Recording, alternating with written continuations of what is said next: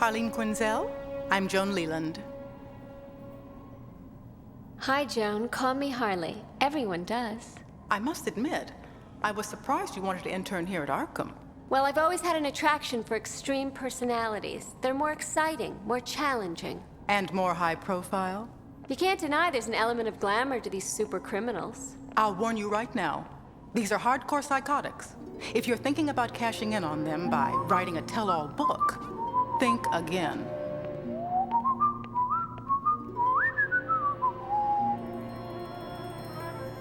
They'd eat a novice like you for breakfast.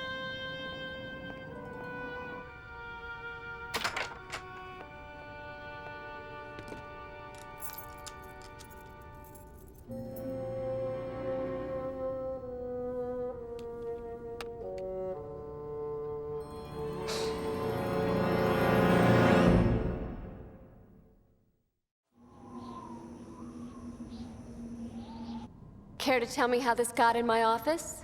I put it there. I think the guards would be interested to know you've been out of your cell. If you really were going to tell, you already would have. You know, Sweets, I like what I've heard about you, especially the name, Harleen Quinnzel. Rework it a bit, and you get Harley Quinn. Like the clown character Harlequin. I know. I've heard it before. It's a name that puts a smile on my face. It makes me feel there's someone here I can relate to. Someone who might like to hear my secrets. It took me nearly 3 months to set up a session. I studied all his tricks and gimmicks and felt I was ready for anything. You know, my father used to beat me up pretty badly. Anything except that. Every time I got out of line, bam! Or sometimes I'd be just sitting there doing nothing. Pow! Pops tended to favor the grape, you see. Uh-huh.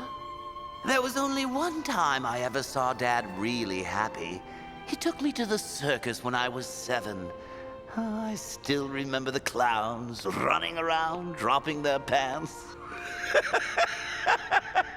My old man laughed so hard, I thought he'd bust a gut. So the very next night, I ran out to meet him with his best Sunday pants around my ankles. Hi, Dad, look at me. Swoop! I took a big pratfall and tore the crotch clean out of his pants.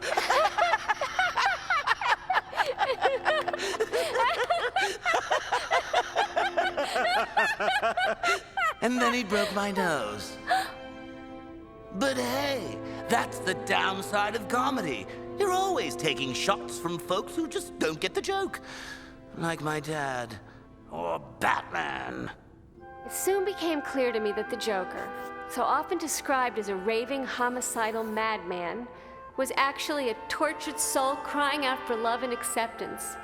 A lost, injured child trying to make the world laugh at his antics. And there, as always, was the self-righteous Batman, determined to make life miserable for my angel.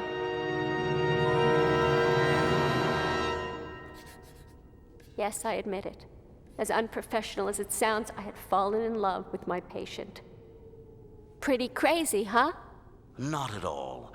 As a dedicated, career-oriented young woman, you felt the need to abstain from all amusement and fun. It's only natural you'd be attracted to a man who could make you laugh again. I knew you'd understand. Anytime. Then there was that horrible week when he escaped. The poor thing was on the run, alone and frightened. I was so worried. They've got him!